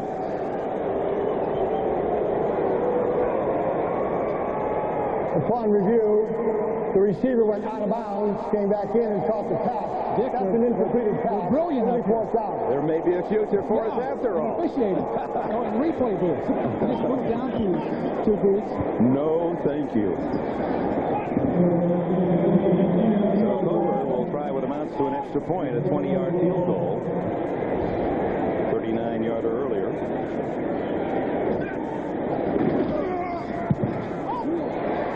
And it's 13-7 San Francisco.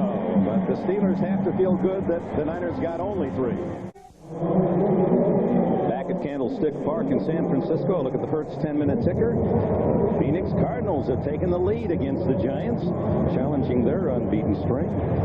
Kansas City 7-3 after the intermission, and the Rams now up 27-17. Here, Joe Montana, Jerry Rice converse after Rice a little too deep out of bounds, denying the touchdown.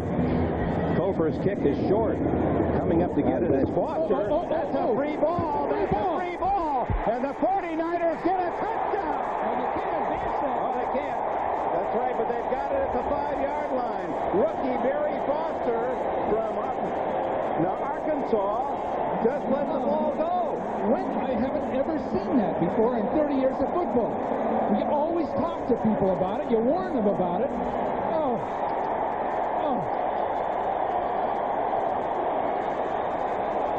Mike Wilson, number 85, he said, oh, this is a freebie.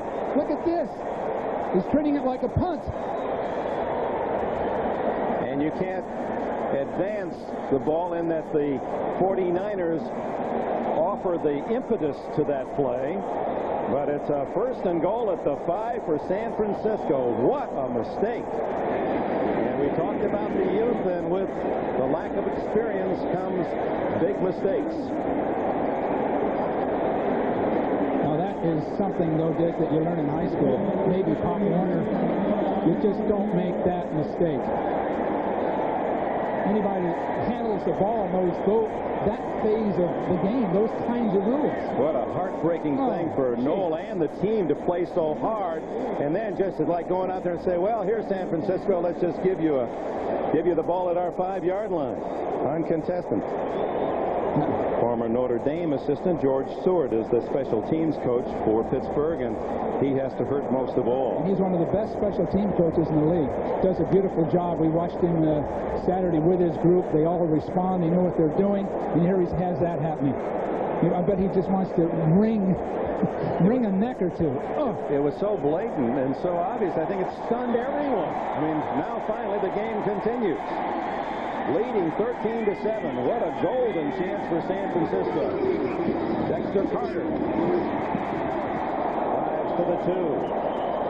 Well, 49ers are going to go after that first rushing touchdown of the year. It's hard to believe, but they're going to go after it now. Is Carter getting good experience, too? With Roger Craig out, the team doing well, Carter wants to carry that ball. Look, they're pulling him out. And Carter gets a hand from some of the fans on the near side. He's done a solid job in relief of Roger Craig. 2nd and goal from the 2. Sidney and Rathman behind Montana. Rathman. No, it's Sidney to the goal line, and he didn't get in. Henry Sidney was carried only 2 other times all year. Well, this is where Roger Craig would be going over the top for the score, but I'm not sure Harry Sidney. Harry's a physical guy, but I think he's got too low a center of gravity to leap into the end zone. But they'll try to go in here, I'm sure. It's so close. 3rd and inches. It's quite remarkable, isn't it, that this high-powered team looking for its first rushing touchdown of the season. They're inches away.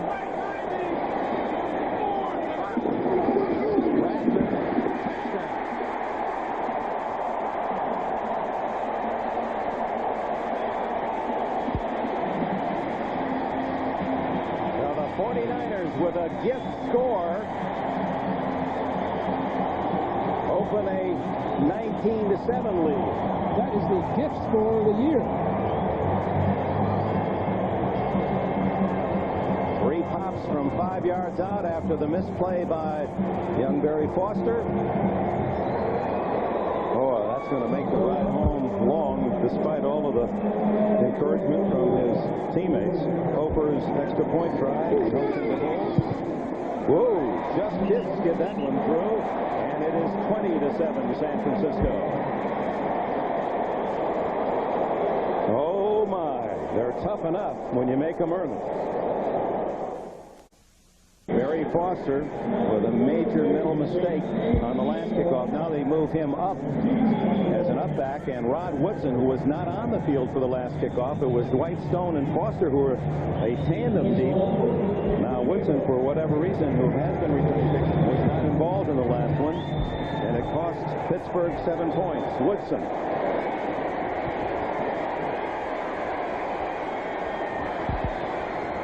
Out of bounds near the 25-yard line.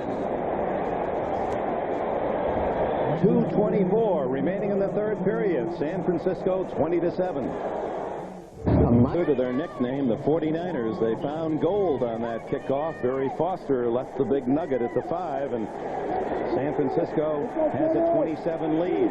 I think Foster expected help behind him. It had to be that case. He had to think somebody else was there. Pittsburgh starts from the 24. Only their 4th play of this second half. And Merrill Hobbs out to the 32-yard line. And we go 3,000 yards the other way to NFL Live in New York. Maybe even a little more than 3,000 yards, perhaps 3,000 miles. But who's quibbling? It's Bo Jackson again for his second touchdown upon his return. Earlier from 5, this time from 7. Raiders with a 17-9 lead in the 4th at San Diego, and we miss you here in New York, Dick. All right. Thank you, Bob. When you grow up on a farm, we had 3,000 miles. I mean, 3,000 yards is out of the world, so it doesn't really matter to us. Second down and 2. Joe Walton still going with his 3 wides, 3 tight ends. Brister underneath to Eric Green, the rookie first-round pick, has another catch and a first down. Well, one thing Walton does is keep that base defense out there and keep the 49ers out of a nickel defense, going with 3 tight ends on 3rd down, 3 tight ends on 2nd down. You have to be able to stop the run. But, of course, when you're down by this many points, you're going to have to sooner or later, open it up. Bubby Brister in his 5th year. Outstanding baseball prospect out of high school. Signed as a minor leaguer, broke his thumb. Hit by a pitch and returned to football. Hodge trapped in the backfield by Fagan and Romanowski. Fagan on John Jackson, an excellent young offensive tackle, just too quick, too strong. He came off the block and penetrated, and that was it. You'll see him coming right out here, out underneath, making the stop. Ball spotted at the 34, 2nd and 14. Got a throw. Lewis looks way out to the right. Derek Hill split left. And Green in motion. Hit from the backside by Haley, his 7th sack of the year. Is he quick when he senses he's going to get there? He goes into another gear. You see him coming to the outside, and I think Hodge is supposed to get him here. No, it's one of the tight ends. Supposed to get him, and he just beats him to the punch. That takes us right to the end of the 3rd quarter. San Francisco with a lead. We'll be back after these messages from your local station. Go to the 4th quarter at Candlestick. Unbeaten San Francisco leading Pittsburgh 20-7. Next Sunday, here's the AFC Eastern lineup after the games today. Miami and Buffalo still tied for the top spot. Miami will be at Indianapolis next week. Buffalo at New England. The Jets will play at Houston our early games, and then the late game, the Browns here against the 49ers. Well, can Bud Carson do it for the 49ers? He's a defensive genius. He's played them before. Can he do it? Another sack and a fumble. It was Haley again, and San Francisco recovers.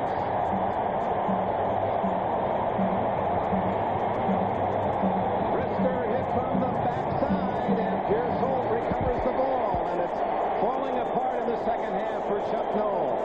Well, Brister held the ball too long. You just can't hold it that long. But look at this move by Haley. He just pushes, and finally released with his arm underneath. And by then, Brister's in trouble from the other direction. But Brister held the ball too long, Dick, and you just can't do that against a good defense.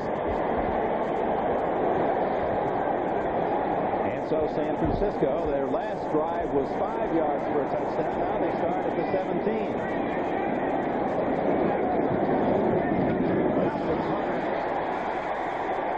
I understand that as the negative news piles up for Pittsburgh, David Johnson, the starting corner for the Steelers, won't return.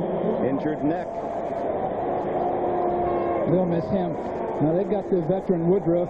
They've got some good people, but Johnson has been developing with Woodson as two of the best corners in football. Carter getting 8 yards on first down. Rice right. Sherrard left. John Taylor into the room in the first quarter as it returns for San Francisco. Counter back for Rackman. And a big pullback is to the 3-yard line. First and goal. You'll go from good defense from excellent defense to start getting knocked around the field, and that's because they've been on the field so long and given up such field position. There's Harris Barton coming through the line, Steve Wallace pulling through the line, and Rathman, not the niftiest of guys, just bowls over people. And David Little in the middle of that crunch, the linebacker for Pittsburgh, limps off. Oh, boy. Jerry Olszewski, 55, will replace Little. As his coaches say, he raises the play around everyone on that defense, does Little, who has been the leading tackler for the Steelers. 10 years in the NFL. For the last 5 years, the top tackler, Little. First and goal at the 3. And a touchdown here for San Francisco, and the fans can start counting win number 14 in a row.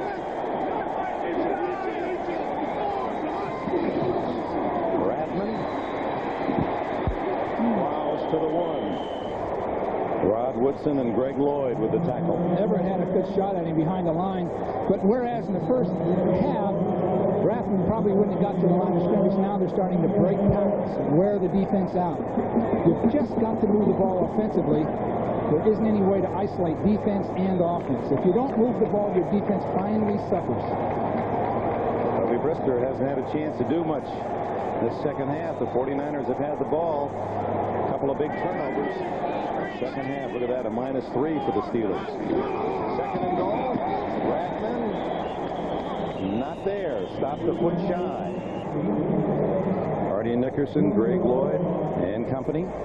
Steve Young right there with George Seifert. Now, that'll be a little bit of a test for the 49ers this next year. Young on the last year of his contract, signaling the play in. But Steve wants to start, and he's right around age 30. And the 49ers are going to have to work out some formula to be able to keep him, because when Joe does step aside, and if it's fairly soon, Steve is comparable to Montana. Rathman again.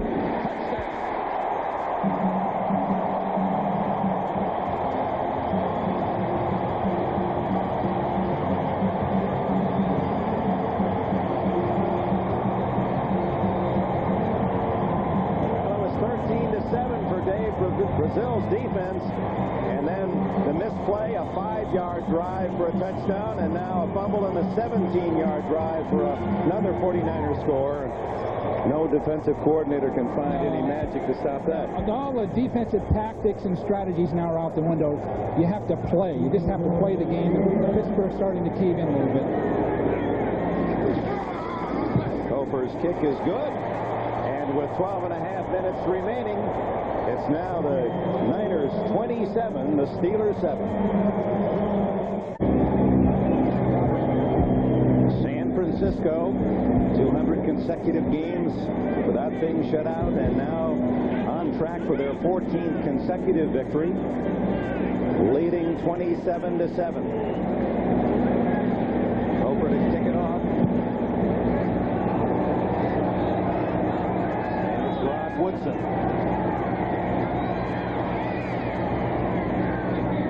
Wouldn't allow Woodson Jackson to get to full speed, and he's tackled at the 27-yard line.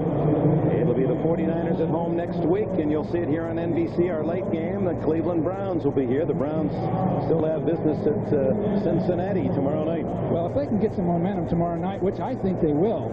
At home against Cincinnati. Yeah, regardless. Bud Carson has always had a knack for defending people for a single game. And he gave us all kinds of fits. When I coached with the Bengals and he was with Pittsburgh, they gave us real fits. So I look for him to have a plan that will give this 49ers some problems. Bubby Brister now stays on the ground. Warren Williams, solid hit. Bill Romanowski and Keith DeLong. It was DeLong there first. Let's go to New York and NFL Live. The Raiders have opened up a lead of 24-9 at San Diego. Jay Schrader goes to the air in the fourth quarter, evading the sack, hitting Willie Gault for the 8-yard TD. Bo Jackson has twice scored on the ground. Looks like L.A. will go to 6-1. They lead 24-9. All right, Bob, and it apparently will be the Kansas City Chiefs who will be the threat to the Raiders in the AFC West. And two big games coming up between those long time. Williams breaks through a big hole. He's just protecting the ball, waiting for someone to hit him, and there was no one there. And he drives to the 47 of San Francisco. He had a big fumble on the goal line last week, and perhaps making sure first he had the ball, and all of a sudden, wow, look at that big door. Well, they feel he's a good player. He fumbled last week, hit from behind on the goal line, but he will be an excellent backup guy for Worley and for Hodge as years pass. So the Steelers have really helped themselves in the draft and in developing personnel, just a couple of years behind this 49er team. 24 yards on that carry. Intercepted, overshot, lips, and picked off by Dave Waymer. And the former New Orleans Saint is to the 45-yard line. Waymer with his third of the year and his 40th career interception.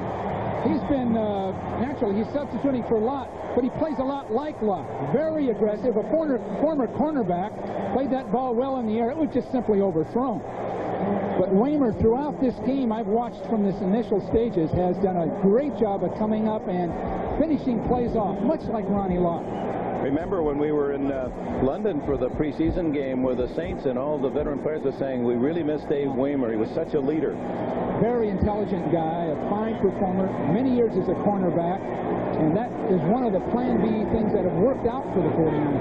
Next for Carter, using his blocks well, fumbles the ball, and San Francisco has lost it. If he is ruled, nope, they're going to say he's down. No fumble. Down at the 34-yard line. Thomas Everett made the hit. That looks like a fumble. I see a lot of people exchanging. Waiting for the signal. No official signal. With the official on the sidelines that spotted the ball where Carter's knee went down. First down. A delayed call, but apparently a proper one, and Pittsburgh gets the turnover. Guy McIntyre, fine block. Everybody, good job. Jamie Williams coming to the outside. Sherrard. But this is Carter's problem. He's just not that big and loses the ball. Keith Willis recovers. Timeout. Thomas Everett was the man who pulled the ball away from Carter for the fumble. You see that little donut that covers a laceration that he suffered in the opening game this year, a frightening injury, a lot of blood from the laceration against Cleveland. Warren Williams protecting the ball again as he gets to the 43-yard line. And let's check the Xerox 10-minute ticker. Late scores, Phoenix, another field goal to lead the Giants 16-10. That would be the upset of the weekend. And the Raiders apparently on their way to their 6th win in 7 goes. Kansas City lead cut to 1, and the Rams now finally apparently going to get their 2nd win of the year. You know, Dick, those Raiders are better and better each week. And now with Bo Jackson. And Howie Longback. Right. 2nd and 5. 10 minutes left in the game. San Francisco with Randy Levy. Brister to Dwight Stone. And, oh, almost wiggled free along the sidelines, but Darryl Pollard had enough sideline action on his tackle to bump him out of bounds at about the 42. Pollard has come into the league the hard way, become a starter the hard way, after being with the 49ers and released and didn't even try Canadian football. Finally develops over a period of time with Ray Rhodes coaching, the defensive backfield's coaching, to become one of the better corners in the league. But some guys just they've got so much will and determination, they just wait it out. Every year they try to play, and this young guy has finally made it for the World Championship. Tim McKyer traded to Miami, so Pollard takes over that left corner spot. Bubby Brister calls a timeout, and that gives us a chance to look ahead to next weekend along with our NFL action on Sunday. We hope you'll be with us from Belmont Park in New York for the 7th edition of the biggest day in racing, the 1990 Breeders' Cup. 7 races, $10 million that'll be capped by the $3 million Breeders' Cup Classic featuring Kentucky Derby winner Unbridled, Belmont Stakes winner Go and Go, and a contentious field. So join us live from Belmont Park. $10 million at stake. That's next Saturday from 1:30 Eastern to 6 o'clock. Dick, do you have a horse in that thing? I know. No, it's still plowing, but as soon as we can get that, as soon as we get out of the field, it's been a wet fall there in Michigan. As soon as we get them out of the field, we're going to get into one of those. Kids get to ride it during the summer. But I'll tell you what, the few that I have are eating well. They really do eat. Bobby Brister, 3rd and 1. Play action, and it's high over the shoulder catch, and Brister had to parachute that one in between two 49ers. I think Hill thought it was his ball, so they both went for it, and somehow Hodge fought his own man off to catch a pass. Right in front of George Seifert. Boy, you didn't have that kind of body language. He didn't learn that from you. George is really into it, isn't he? 27-7. I think he's looking for the perfect game. As you were and all coaches are. 38-yard line to San Francisco, 1st down.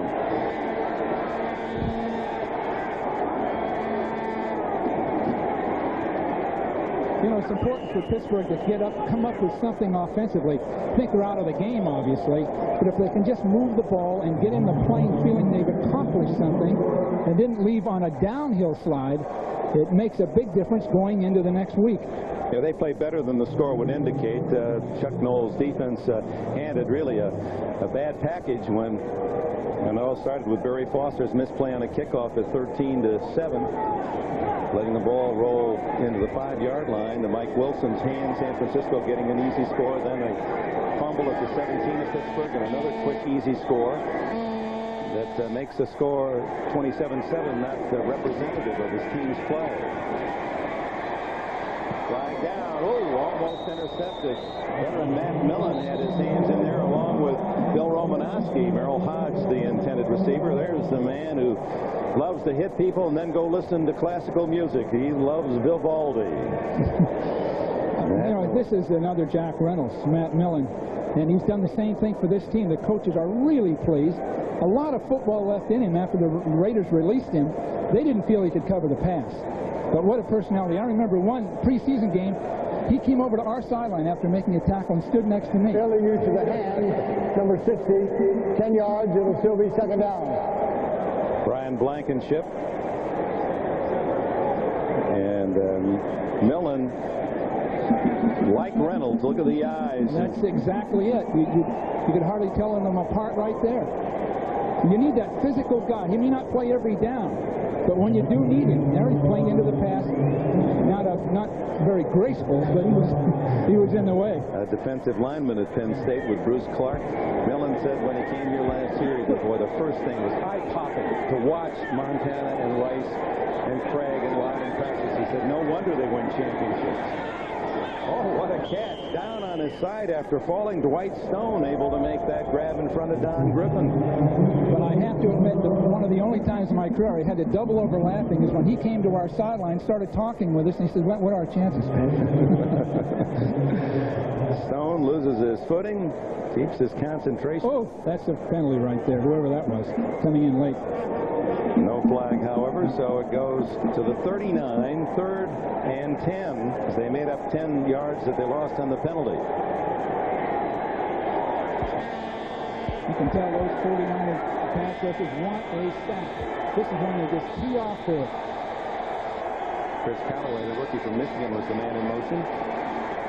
And the throw deep for Lips. Bumped off course, no flag, as Don Griffin was there for San Francisco.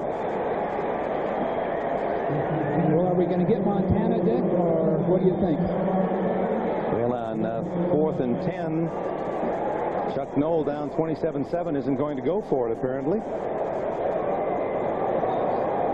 Steve Young, don't see him warming up as yet.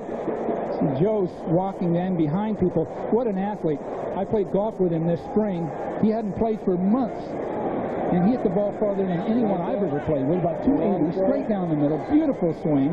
Shot an 82, and his putting was the difference. There I am struggling with my whippy little swing. Montana, what an athlete. Now, he could have been a basketball player. He could have been a baseball player. Well, he had a scholarship in basketball to North Carolina State. Almost went there. Timeout, Pittsburgh. All-pro Roger Craig on the left, out of uniform for the 2nd week with that knee injury, although he did practice some this week. They're not going to take any chances with that valuable property. And his replacement, 35, Dexter Carter from Florida State, the #1 pick of the 49ers in last spring's draft, has done a solid job today. Did fumble on his last possession, but has caught 7 passes, has rushed well. You know, the guys they receive you so much better once you've shown that you can play. Bubby Brister extricates, throws to Lips, incomplete. Well, Brister still has a lot of work to do, and so does Walton, in getting the quarterback and the receivers in sync, so to speak. You see Montana going from one receiver to another receiver and finally finding the man open. Might be his 3rd or 4th alternative, and meanwhile Brister's going to one guy and staying with him. So it takes time. That was the 4th and 10 play, so the 49ers take over on downs at their 39-yard line, and Steve Young does come into quarterback San Francisco. His numbers from last year: 8 touchdowns, only 3 intercepts, almost 70% completions. You really liked him as the added dimension, his ability to run. And was there really a little controversy here at one time when Joe was hurt and wasn't 100%? And you always did like him. Oh, sure. There was controversy from the press and from people. I don't think anybody ever felt that Young was going to replace Joe.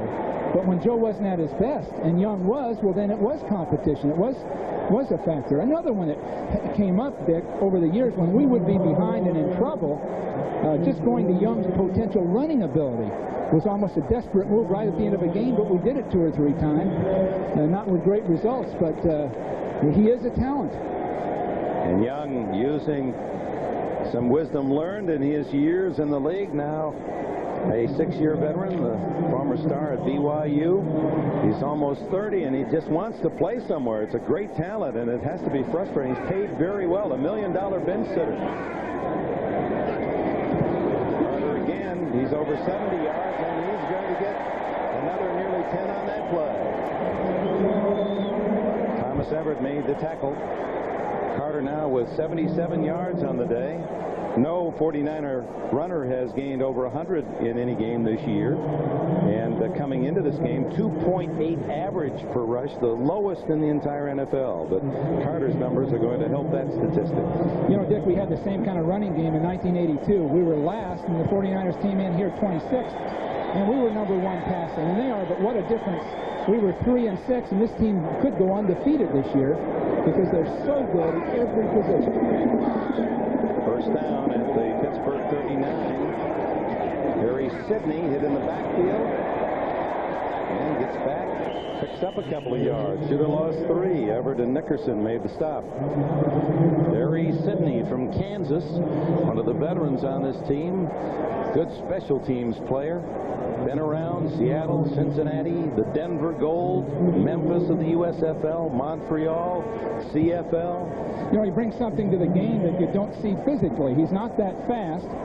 So people say, well, you always want to replace a slow player, but he's got courage. He's determined, and he knows what he's doing out there. He's got a lot of poise, and his special teams play is exemplary. So now he knows the offense so well, he can even play in the offense. Carter replaces him on 2nd and 7. And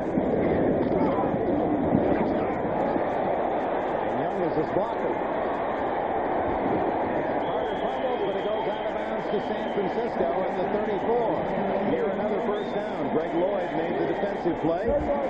Young fairly aggressive in leading his ball carrier. Well, you know, Steve Young didn't have a great career professionally until he came to the 49ers. He had really struggled with that Los Angeles team in the USFL, and Tampa had basically given up on him, especially when they had a chance for Testaverde. So he's learned a lot of football with the 49ers. He's developed more poise and the ability to go to the alternate receiver so much better than he once did. But when we first got him, he wanted it. When he would play instead of Joe, he wanted to exercise that audible system. Then he'd get to that line, he'd be looking, he wanted to... How many times did he tell you, I hate being a backup, I'm a lousy backup? Boy, he got a handful of Rod Woodson right into his mask in trying to block Woodson. It is a first down. Well, you wait week after week, and then when you do play, in Young's case, you really aren't going to open up your offense. So the best he can do is maybe get a chance to block somebody once in a while, but not likely they'll throw much with a 27-7 lead, and the 49ers' philosophy of not really rubbing it in the opposition. 4.5 minutes to play. San Francisco is running off the clock here. Harry Sidney to the 30-yard line.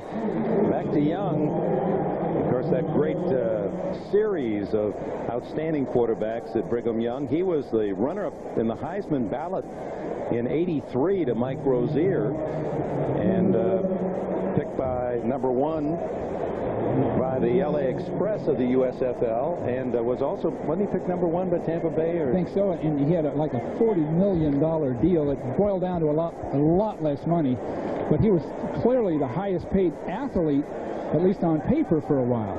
And that the USFL thought that would put them, give them legitimacy, and of course it didn't. On 2nd and 6, Sidney again. Caught from behind by Donald Evans, who his number hasn't been called much today. Keith Willis and Wesley Walsh of the 49ers, carrying out the play to its limits. I was really concerned about Walls and Keith DeLong, our 2 first picks in what would have been the 89 draft, because we didn't trade to get people. We picked them in the 28th pick in their round, and early on they haven't done much. But now Keith DeLong starting as an inside linebacker, and Walls showing some real athletic ability, so it may turn out to be a very good draft. That's Hardy Nickerson leaving the field for Pittsburgh. Today, the 49ers, just to follow up on, as you look at Nickerson, they called him the hardware man when he was playing at Cal Berkeley. Not so happy now, but he certainly was yesterday afternoon, and California finally beat UCLA after a couple of decades up at Berkeley. It was like 19 straight or something. Clock ticking away, approaching the 3-minute mark. And too much time by Steve Young, didn't get the snap off. False start, 63 offense, 2nd down. Actually not delay, it was a false start, 5 yards, and here are the other scores. Today, Denver, after losing 3, wins at Indianapolis. Washington outslugs the Eagles. The Bills from behind to beat the Jets 30-27. They're making that a wonderful habit for their fans. Houston beats New Orleans. Dallas upsets Tampa Bay. Boy, the Bears fans had to be happy with that score. Phoenix trying to upset the Giants, and New York its first loss of the year. And the Raiders are beating San Diego, trying to go 6-1. Kansas City has lost the lead now. Seattle in front in the 4th quarter, and the Rams winning big against Atlanta. 3rd down, 10 play. Sidney breaking tackles. He's got a first down at the 19-yard line. That's one of the longest runs of the entire San Francisco year. Well, this is what these backup guys long for, is a chance to get in and carry the ball instead of covering kickoffs. So to play from scrimmage for the backup player, he's getting recognition from his teammates, and his family finally sees him play the game as they know it. So Harry Sidney, I'm sure, is pleased with this one. 15 yards. Longest run of the year. Roger Craig, 18. And they can almost, the way they're using the clock, run this out as we approach the 2-minute timeout, and Pittsburgh down by 20. Now they're going to call a timeout. Dexter Carter may have fumbled, judging from the crowd reaction, but it's recovered by San Francisco. That's the one problem, Carter having trouble hanging on to the ball, and that has been plaguing him since the summer camp. 2 minutes to go. Back at Candlestick, some of the folks going home, they got to get their feeding. There's our MVB, most valuable baby. But oh baby, he's 34, Joe Montana. Last week against Atlanta, personal high, 476 yards. Passing today, 157 yards. And yet look at the score, but you think they only have Montana? Well, that's a good example. Another thing, the ball control passes. They might be 5, 6, 8 yards of completion, but they control the ball, they get field position, so it's not just a one-dimensional pass offense as you saw against Atlanta. They did get a couple of big turnovers for 14 easy points that took the 13-7 game to where it is now. Sidney staying inbounds wisely down to the 11-yard line, and indeed, but for those two big mistakes, the fumble recovered at the 17, Brister hit from the backside, and the big play, the mental mistake by rookie Barry Foster, who let the kickoff just drop and didn't try to field it, and San Francisco got it at the 5-yard line for another easy score. Otherwise, we're looking at 13-7. Well, Pittsburgh came in well prepared, the right state of mind. Chuck Noll had his team ready, but they started to crack a little bit in that second half. It's typical of a team that's not quite at the level of another and yet has a future. No question that based on what we've seen, they're a potential playoff team, that wide open Central Division. Right. Just as they were last year when they finished 9-7. Carter inside the 10 and flags fly. 107. The key for Chuck now is next week's game. Have his team ready for it in the right frame of mind and show what they did well and where they have to improve. All those things the coach does, but Chuck's always done it as well or better than anybody. 22 years in the league, the 5th winningest coach all time, and next week he will leave San Francisco and go home to host the Rams with their high-powered passing game in gear today, finally against Atlanta. One thing they have to do is just improve those things that Joe Walton has installed. They can't add much more. They've got to get better at what they do. And Joe knows that. But it's been tough because... The penalty is accepted, holding, 89.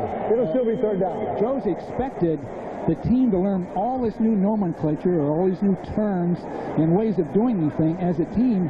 And my experience when I went to San Diego is I learned all their terms and installed an offense just changing all the terms. So you took your philosophy but used their old language to fit your philosophy. And had to add when necessary so they could function right away. So Joe's made the complete turnaround with this team. So it may take a year. It may take a while, yeah. Bubby Brister feeling more comfortable, and part of that, as we explained to you earlier, just giving the formations from the sidelines so that he doesn't get formation and play call by the time the messenger comes in. 107 left. Sidney is trying to hang on to the ball and finish the final minutes of this game. 4th and 11. The executive producer of NBC Sports is Terry O'Neill. Our coordinating producer, John Ferratzis. Directed by John Gonzalez. Today's game. Associate Director John McGinnis. Production Associate Carol Larson. Technical Manager Steve McCune. And all the rest of ladies and gentlemen who brought you the signs and sounds from San Francisco's Candlestick Park. An absolutely magnificent day for football. We hope you enjoyed our coverage. The San Francisco 49ers. Will anyone beat this terrific Super Bowl team? They roll along, 14 straight victories, 6-0 this year. Chuck Noll, his team appeared ready, confident, and building off 2 victories, were only 10-7 at the half. And then 13-7, and then two huge mistakes led to two quick, easy San Francisco scores, and it's 27-7 the final. 18 seconds, one final play for San Francisco. And we're going to switch you to Seattle's Kingdome, where the Seahawks lead Kansas City 12-7 in the fourth. So as soon as the final gun, so don't wander away, we'll give you a taste of the final minutes of that game. Crucial, Kansas City 4-2, a game behind the Raiders 5-1, and the Raiders apparently will win, so that is a big game for the Chiefs. And of course for Seattle in almost every game, and yet they enter today's contest 2-4. And now just the exercise of the snap, and that'll do it. San Francisco wins again.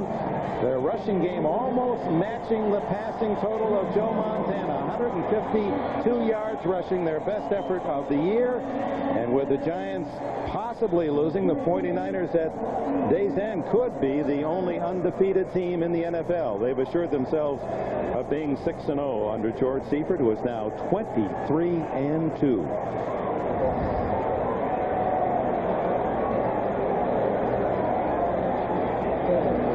And 14 seconds left here, although the players had started to congratulate one another. Dexter Carter will feel good about his contribution today. He'll sleep well tonight. Now I think he'll be that much more respected and absorbed by the team. Because as long as they're suspect of you, you're not accepted that well. So I think this could have been his breakthrough game. For Pittsburgh, you saw Mary Foster. They'll have lots to think about going home. Runs it out to the 41-yard line. 5 seconds. Pittsburgh, will they call time? Apparently not. It's over. 27-7 San Francisco. This telecast presented by authority of the National Football League, intended for the private use of our audience. Any rebroadcast or other use of this telecast without the express written consent of the San Francisco 49ers and the National Football League is prohibited. Let's go to Seattle.